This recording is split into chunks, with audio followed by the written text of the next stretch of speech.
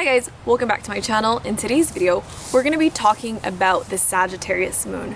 So in case you haven't seen any of my videos before, I'm going to tell you right now that I like to think of the moon as the kind of little baby that you are. And the reason for that is because the moon really, it's two things, right? It's your emotional reactions and also your needs. It's your deepest needs that you have. And so, you know how babies have a few needs, but without those needs being met, they absolutely cannot survive. So that is essentially what the moon is in every person. So it is that really vulnerable, tender part of yourself that you tend to protect, and that without having those needs of that part of you met, you're really not going to be able to survive.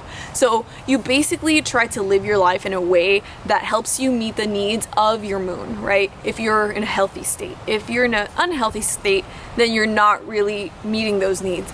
But you'll circumvent and figure out a way to meet them because you absolutely need to meet them.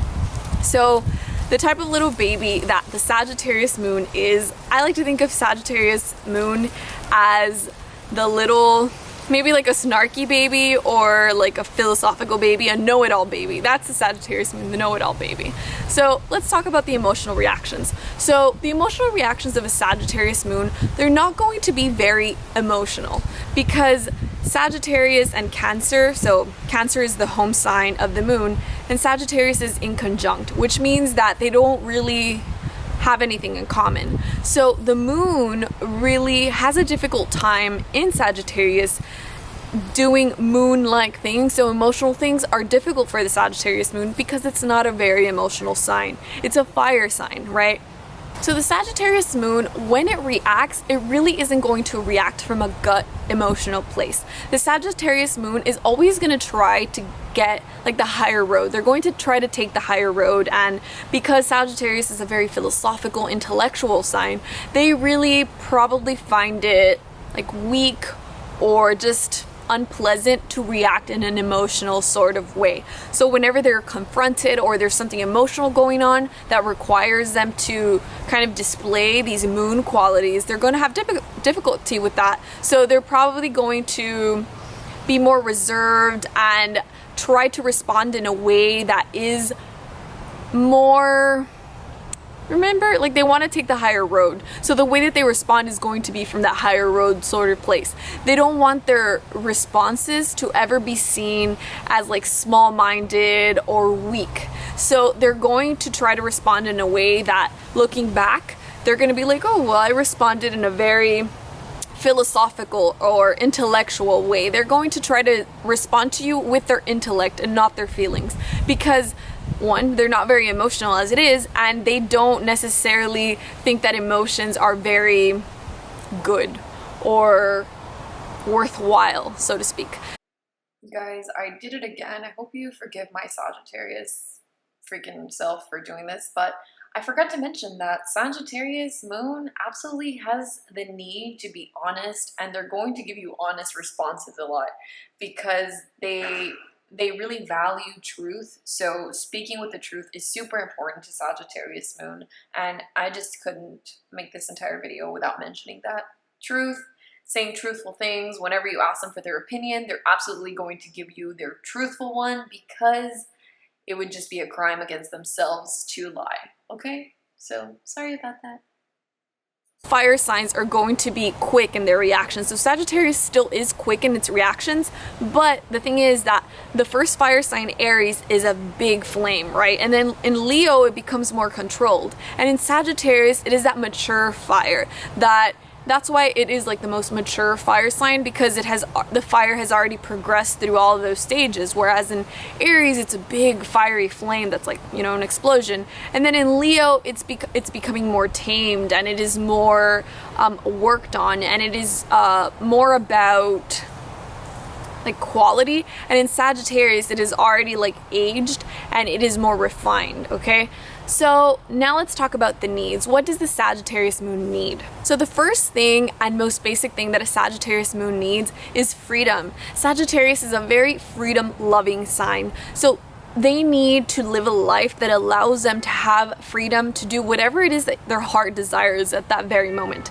And Sagittarius, for that reason, has a tendency for being seen as like flaky or non-committal, and that necessarily isn't because of lack of love or a lack of passion for particular things. It's more so because they're more committed to freedom, because they want to be free to explore whatever avenue comes along or comes their way, or whatever it is that they end up exploring. What if they end up falling in love with something and they're like, oh, like I want to do that now? Like they could have trouble with picking a career, picking a major, picking a partner at times, and that's because they want to be free to be able to explore whatever it is that comes along.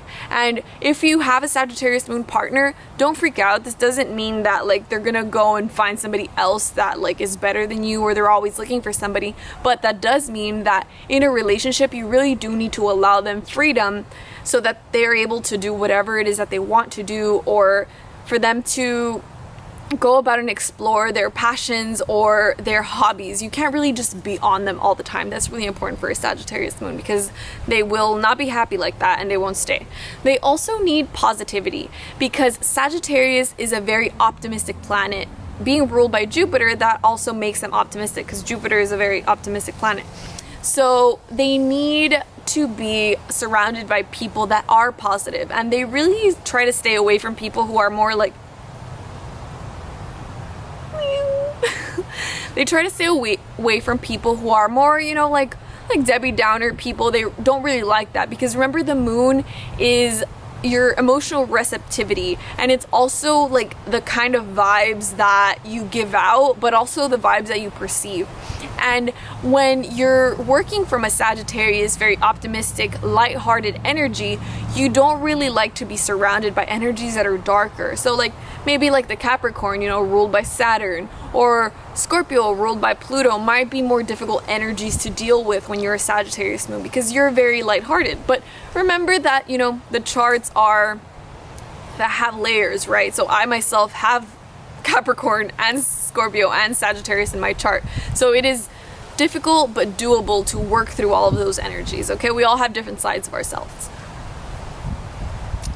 Next, Sagittarius moon really needs to laugh. They really like to be surrounded by people who are funny, and they like to be funny themselves.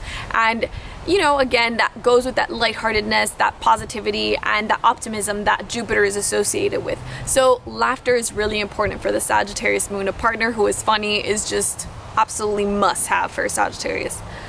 Sagittarius moon also needs to be allowed to be a little bit of a philosopher. Sagittarius is a philosophical sign, intellectual, you know, so they need to be surrounded by people who are going to allow them to kind of like preach a little bit. We could be a little bit of know-it-all Sagittarius moon, and that's because we like to explore so many avenues of life, and we do that so that we can gain understanding and gain knowledge from those things. Experiencing things in order to know them, to truly know them, is really important for the Sagittarius moon. And once we've acquired that knowledge, it's really important for us to share. The student-teacher axis of like Sagittarius and Gemini, both of those signs really enjoy teaching. So it's really important to have kind of like people around us who enjoy listening to our, you know, little lectures and rants that we go on sometimes. And that is just an absolute must. As a Sagittarius, you like to learn things in order to share them with others, because think of that 9th house and how you go and explore there, and you explore in order to become an expert and to become competent in order to be able to share that knowledge with others. Lastly, Sagittarius moon needs to be able to think aloud with the people that are around them. And the reason for this is because, as I've said, like the moon isn't very comfortable in Sagittarius because it's not a very emotional sign. So they can have a tendency to intellectualize their feelings. So in doing that, it's useful for them to kind of bounce ideas off of other people. And it is important for the people around them to allow them to share whatever it is that they're thinking, to kind of work through their feelings. That's really important, because, you know, they can have difficulty, you know, pinpointing what it is that they feel because they're more intellectual. So lastly, I like to look at the kind of relationship that would be beneficial. So I think that relationships should be balancing. Whenever we think of Libra, Libra is the sign of the scales that really represents relationships. And I think that relationships should be balanced, and we shouldn't be with somebody who's exactly like us, but We should be with somebody that challenges us in a way that helps us grow and be more well-rounded altogether as people.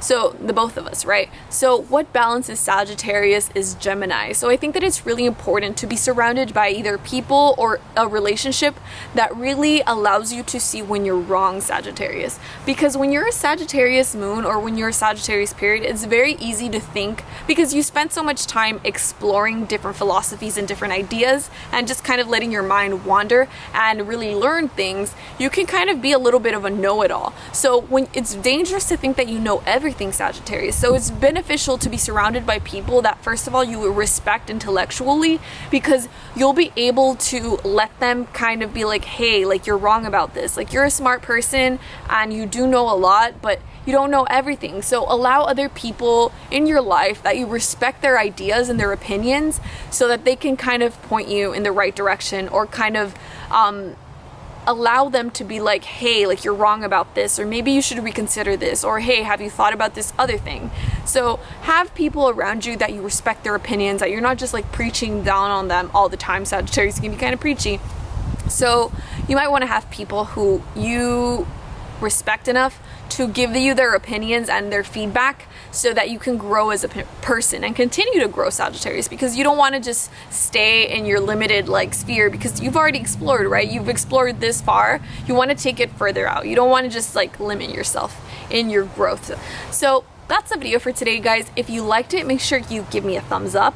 And if you're not subscribed, I invite you to subscribe to my channel. I put out videos every single week about astrology, and I will see you in the next video.